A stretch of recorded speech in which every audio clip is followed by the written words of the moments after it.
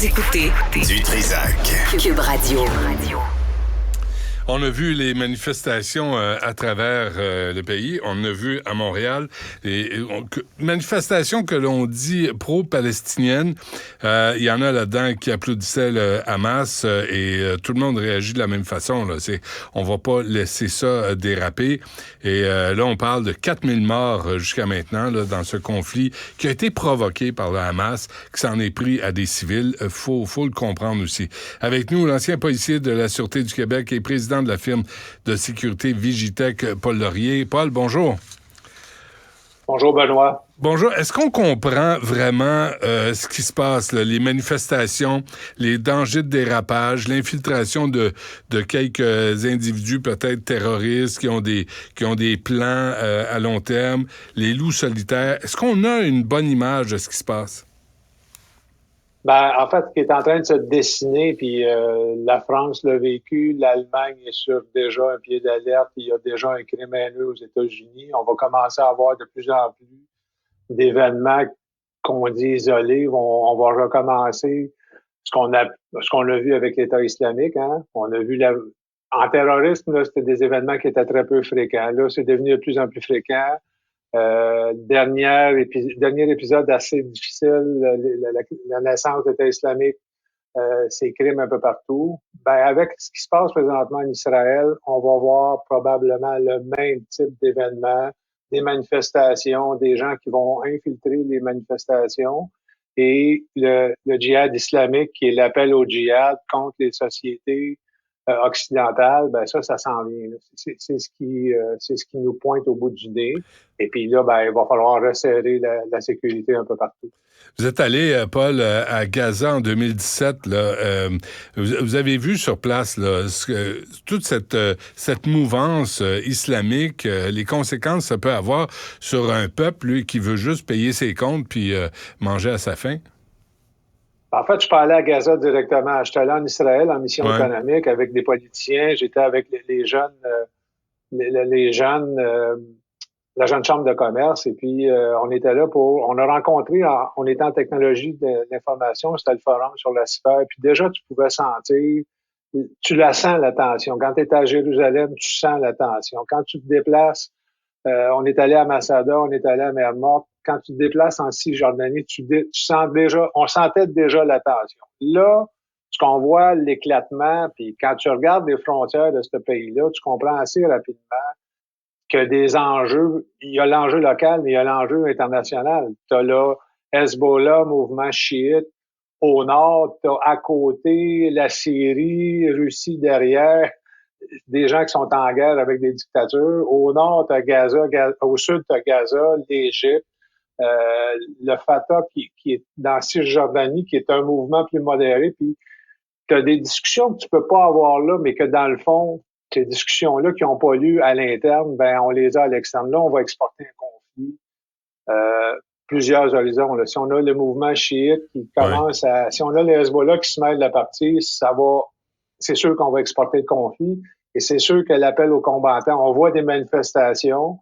Quand tu as des gens qui ouvertement appuient la Hamas, ou le djihad islamique, ben là, tu es rendu vraiment dans l'apologie du terrorisme. Tu approuves des gens qui vont se servir d'humains comme boucliers, puis c'est leur technique de guerre. Puis là, plus Israël va perdurer à faire souffrir cette population qui a le droit de vivre, mais faut comprendre aussi que politiquement, c'est compliqué en Israël. On a un premier ministre qui est là, qui est accusé de corruption, puis on le voit, il a perdu le contrôle de son armée momentanément. Ça a permis cette attaque-là. Au niveau du terrorisme international, c'est sûr qu'il faut s'attendre à une résurgence, puis je suis pas sûr que les sociétés occidentales sont prêtes. Je suis pas sûr qu'on est prêt encore à répondre à des attaques qui vont se manifester. Des loups solitaires, on va en avoir, c'est certain. Mais là, Paul, tu sais, nous autres, là, en Occident, on est dans la discussion là, philosophique sur la liberté d'expression, mais là, justement, où s'arrête la liberté d'expression, où commence l'apologie du terrorisme, où commence la propagande haineuse. Nous, on s'enfarge dans les fleurs du tapis, et pendant ce temps-là, il y en a qui s'organisent. Il y en a qui s'organisent, il y en a qui tuent, il y en a qui des réunions, c'est ouvert, il y en a qui font des démonstrations visibles d'armes à feu ou de... Et puis là, c'est de la prédication, c'est de l'appel, c'est des sous-groupes, c'est des gens qui vont s'organiser, c'est des gens qui vont... Et c'est comme ça que le terrorisme fonctionne. C'est des petits groupes, des plans structurés, organisés, des gens qui sont patients.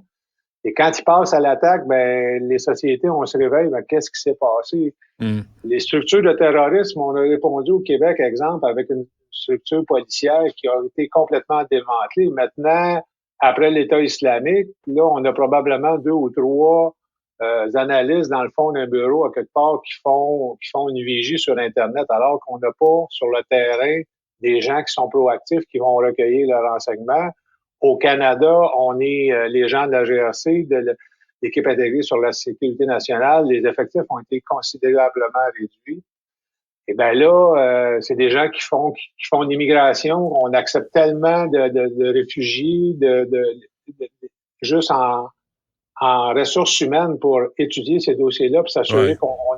qu'on a une personne qui est véritablement, un, qui elle est, puis deux, ben, qu'est-ce qu'elle faisait dans le passé. C'est Ouais, qui n'a pas compliqué, là, parce assassiné qu'on arrive avec des gens. 12 personnes avant de débarquer au Canada. Là, ce que vous dites, on n'a pas les ressources pour vérifier réellement les antécédents des gens qui débarquent au Canada. Ben, la police, c'est comme ça. Hein. C'est un trou, une cheville. On a un marteau, on enfonce l'enclume. On avait des ressources. On a alloué, je sais pas combien d'argent à l'époque de la création de la lutte contre le terrorisme à la Sûreté du Québec. Tout cet argent-là est demeuré dans le budget de la Sûreté, mais les ressources ne sont pas allouées. Puis, on parle de Attendez, structure intégrée. qu'est-ce que vous voulez dire, les ressources ne sont pas allouées? Ben, les ressources sont en train de faire du crime organisé ou sont en train il y a des équipes de filature. Je me souviens à l'époque, on avait une équipe de filature, 7 ou 8 personnes avec les gestionnaires. C'est des millions par année. Les budgets n'ont pas été enlevés, mais on a pris ces équipes-là, puis on les a allouées à faire du crime organisé, à faire des voitures volées, à faire toutes sortes de choses sauf le terrorisme. Et les enquêteurs spécialisés ne sont pas là. C'est rendu au renseignement. Je parle de la Sûreté du Québec, mais en Ouais. GRC, INSET, c'est pareil. Il y avait des enquêteurs du SPVM qui étaient basés au quartier général de la Sûreté du Québec, qui ne sont plus là. Ils font quelque chose ailleurs. Mais pendant ce temps-là, on perd totalement le contact avec le terrain. Si jamais ça casse, si jamais il y a quelqu'un, un loup contre solitaire, décide de passer à l'acte, ben, on ne saura pas vraiment s'il est solitaire parce que là, on est en retard. On pédale en arrière, on court en arrière Hum. des gens, puis on va rattraper. Puis le terrorisme, essentiellement, c'est comprendre le phénomène. Un, deux, avoir des sources, être capable. Puis c'est moi ce qui m'a frappé quand ça a éclaté en Israël. Ben, on a la GRC qui est sortie en solitaire, on a Fadi Daguerre qui est sorti en solitaire, la Sûreté du Québec, à ma connaissance, je ne l'ai pas entendu. Pourtant, il y a une structure intégrée contre le terrorisme. Et puis là, les officiers se pètent les bretelles en disant non, il n'y a pas de problème, on est intégré, on a une gestion policière, sauf qu'ils sont tous sortis, moi, ce que ça me dit, ils sont tous sortis individuellement. Il n'y a pas personne qui est sorti de dire, ben, regardez, on est là, les forces policières au Québec ou en Ontario, on Il n'y est a pas là, de on vous coordination, surveille. là. Ben, on va attendre qu'il y ait quelque chose qui se passe. C'est une question de temps, parce que là, plus ça va, plus la haine augmente, plus l'intransigeance des deux parties, puis les deux bords, hein. Moi, oui, j'ai analysé, j'ai travaillé le terrorisme, mais quand tu es là-bas, il y a des discussions qu'on ne peut pas avoir comme occidental. Tu peux pas, ben oui, mais tu es en Cisjordanie, tu vois des territoires occupés, tu vois des affaires qui, normalement, sont pas supposées être là, puis là, tu te dis, ben c'est normal que le monde soit en règne. Puis comment ça se fait que vous n'arrivez pas? Puis là, il y a toutes les explications, tu les entends toutes. Mais pendant ce temps-là, le problème, il se règle pas. Je pense que la dernière fois qu'il y a eu un rapprochement possible, c'était Clinton qui avait ramassé les Hum. chefs des deux États, puis c'était venu à un poil de se régler. Puis là, Ouais. trouve-moi un leader mondial qui est capable d'essayer les deux parties puis de dire ça va faire. Plus ça va aller, plus les gens vont se radicaliser, plus on a des indications que les loups solitaires vont sortir. Les gens vont le faire, le djihad. On l'a vu avec l'État islamique. Tu n'as plus besoin maintenant d'organisations complexes. Là. L'autorité Une personne à palestinienne, à couteau. l'époque, c'était Yasser Arafat. Il y avait lieu de négocier. Là, aujourd'hui, on ne peut pas négocier avec la Hamas, on ne peut pas négocier avec la Hezbollah. Et là, vous me dites, Paul Laurier, qu'au Québec, on met 40 millions pour l'UPAC, puis qu'on n'a pas de cellule antiterrorisme? Non, l'UPAC est rendue indépendante, mais la Sûreté du Québec, à ma connaissance, là, il y a un ou deux analystes qui travaillent sur le phénomène. Au SPVM, ça va être le renseignement de sécurité. D'après moi, là, on n'a pas de... Les derniers contacts que j'ai eus il y a quelques semaines, là, il n'y avait pas de... Ouais. Il n'y avait pas d'unité intégrée formée. On a Bon. l'INSET, qui est l'équipe de la GRC. Il y a 4 bureaux au Canada qui font quelques arrestations de temps en temps, qui viennent 4? chercher des gens de la sécurité.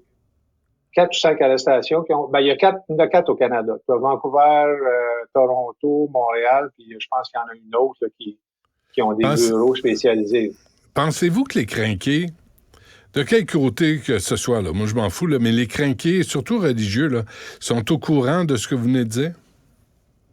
Ben, c'est clair. Et eux se sentent, tu sais, je nommerai pas le nom pour pas mettre personne dans le trouble, là, mais quand un prédicateur qui est pas capable d'enseigner dans une école, que son nom est mentionné dans 4-5 procès, dans 3 procès de terrorisme où j'ai assisté, le nom sort, cette mosque, puis là, tu le vois, la personne qui se photographie avec une arme de chasse, tu te dis, OK, il y a quelque chose que je comprends pas. Il a le droit d'avoir une arme Personne fait à le feu. suivi. Ouais. Mais il peut pas enseigner, puis surtout, je pense pas qu'il pourra aller chasser aux États-Unis ou en France, ou je pense qu'il peut pas prendre d'avion. Je pense que c'est impossible de se déplacer parce qu'il y a des autorités qui vont lui poser des questions. Ben, on est là au Canada. On a laissé aller, on laisse ça jusqu'à temps tout le temps qu'on ait des événements ultra dommageables pour la sécurité des gens, pour la confiance des gens, puis c'est toujours à recommencer. Ben, on va, comme disait mon ancien boss, on va se dépêcher lentement. J'ai parlé à Fadi Daguerre la semaine passée, là, à la veille des manifestations. Je lui avais demandé, est-ce que vous avez des agents qui parlent l'hébreu, qui parlent l'arabe, pour être sûr de comprendre ce qui se dit puis ce qui se trame? Puis il m'a dit que oui. Le croyez-vous? Oh non, mais ça qu'il y ait des gens qui se parlent, c'est une chose. Mais vous allez pas, vous avez des gens qui parlent aux criminalisés, ça n'empêche pas qu'il y a des meurtres à Montréal. Ça empêche pas qu'il y a des règlements de compte, ça empêche pas, ça Non, empêche de mais je parler à des parlais. gens de la communauté. Mais dans une manifestation, là, il s'en dit des affaires. François Bonnardel, le ministre de la Sécurité publique, Paul Laurier disait, ben là, il y a la liberté d'expression, mais si ça tombe dans la propagande haineuse, on va intervenir. Là, je me disais, comment un policier peut faire la part des choses pendant une manifestation? Toi, t'es pas de bonne humeur, tu viens avec moi. Toi, tu souris puis tu donnes des bonbons pour célébrer le carnage du Hamas. T'es correct, tu peux rester là. C'est quoi ces directives-là, complètement floues du ministre de la Sécurité publique? Ben, de toute façon, la loi qui gère le crime haineux au Canada, l'article c'est 318-319 de mémoire, doit avoir à peu près une trentaine, une quarantaine d'années. Pas adapté du tout, du tout, du tout. Ça, c'est à l'époque où quand t'allais, exemple, moi, ça me fascinait, j'allais dans Central Park, j'allais voir les prédicateurs qui montaient sur son tabouret puis qui avaient ses enseignes graphiques, puis là, il partait, c'était un spectacle, mais c'était vraiment... Maintenant, ce spectacle-là, il est multiplié par des milliards de fois, puis là, c'est des messages qui sont clairs. Tu vois-tu, est-ce que les gens font la différence entre le drapeau de la Palestine, qui est un pays, qui est un drapeau légitime, puis le Hamas, qui est une organisation classée terroriste au Canada, ou le Hezbollah, qui a une partie religieuse, mais qui a une partie aussi qui est un parti politique? Est-ce que les policiers qui parlent comprennent ça, sont d'origine? Probablement. Est-ce que les procureurs, puis les policiers peuvent pas rien faire au Canada, là. Il faut qu'ils passent, au Québec, entre autres, il faut qu'ils passent par un procureur, le DPCP. Est-ce que le DPCP a le temps de traiter? Est-ce que ces gens-là comprennent puis là, ils regardent l'article, puis c'est quoi de la propagande haineuse? L'article dit à peu près rien. Il faut que tu descendes dans la jurisprudence, puis la doctrine d'application, puis là, ça va finir, on a passé. Ou ils vont demander aux policiers un complément d'enquête qu'ils n'auront jamais parce que faut que ça soit, puis je l'ai vu dans les procès de terrorisme, j'en ai suivi beaucoup pendant l'époque d'État islamique, puis c'est compliqué, les juges, Il y a des juges qui sont allumés, mais il y en a d'autres qui le sont moins. Donc, les explications, les plaidoyers, ce que c'est un acte haineux, ce que c'est l'appui à un groupe terroriste, la loi, difficile à interpréter. Paul Laurier, avant qu'on se quitte, craignez-vous, à court terme, moyen terme, des attentats? Ben, c'est dans l'ordre des choses. Si on regarde toutes les séquences de terrorisme qu'il y a depuis, si je prends 2001, là, et même avant 2001, c'est toujours des séquences qui se reproduisent. Et là, on va avoir des appels clairs au djihad. On a des manifestations. Oui, on a le droit de manifester, mais ça sera pas long quand tu vois des groupes qui sont à côté, qui commencent à s'organiser, des centaines de personnes vont se ramasser à peut-être 4-5 cellules avec des prédicateurs qui vont chauffer la marmite correctement. Ils feront pas le message sera pas clair, mais à l'intérieur des murs, on va inciter les fidèles à commettre des actes. Puis il y en a qui vont le faire, il y en a qui vont se sentir frustrés. Ça fait partie d'un paquet de facteurs. Mais là, ça veut dire qu'il y a personne qui surveille ce qui se dit, là. Il y a personne qui surveille qui met de l'huile sur le feu puis qui essaye d'attiser les tensions entre les communautés. Ben, même problème qu'avant. On a le CRS, c'est dans son créneau, mais le CRS, on le sait, c'est je le sais, mais je peux pas te le dire. Là, pour avoir travaillé ça quand j'étais à la Sécurité nationale, on avait quelqu'un du bureau qui était là. Avec là, je sais, je peux pas te le dire, mais dis-moi-les pas parce que moi, je vais être obligé avec les notes, avec Stitchcom, avec la Cour suprême. Si tu me le dis, je suis obligé de l'écrire. Je te l'écris, tu vas être obligé de dire d'où vient ta source. Puis là, ta source, tu vas me dire après ça, je peux pas te le dire. Puis le procès va avorter, ce qui fait qu'on va être obligé de relâcher des personnes qu'on sait dangereuses, mais ils sont toujours actifs. C'est toujours des attaques surprises. Hein? Puis t'as beau avoir le meilleur service de renseignement, on l'a vu en Israël, ça veut pas dire que t'écoutes les bonnes personnes. Tu peux aller donner la main à dire bonjour, ça va bien, mais ça veut pas dire que tu parles aux bonnes personnes. Ça veut pas dire que t'es dans le bon groupe. Et c'est ce qui est arrivé en Israël. Ça va nous arriver tôt ou tard si ça continue dans cette voie-là. Là. C'est clair que plus le conflit dure, plus l'appel au djihad va persister, plus il y a des loups solitaires qui vont embarquer dans la parade, plus les Occidentaux, puis on l'a vu, la France, que ça a donné, là, ça a déjà commencé. Ils ont déjà levé les alertes. Nous, on est encore en train, puis on pédale en arrière, on se dépêche lentement. Ouais. On a qui se connaît le phénomène. Oui, pas rassurant. Ancien policier de la Sûreté du Québec et président de la firme de sécurité Vigitech, Paul Laurier, merci. À la prochaine. Merci, Benoît. Bon anniversaire. 5 ans, c'est jeune quand même. Du Trisac. Tu le fais pas. Tout ce que vous venez d'entendre est déjà disponible sur l'application Cube ou en ligne au cube.ca.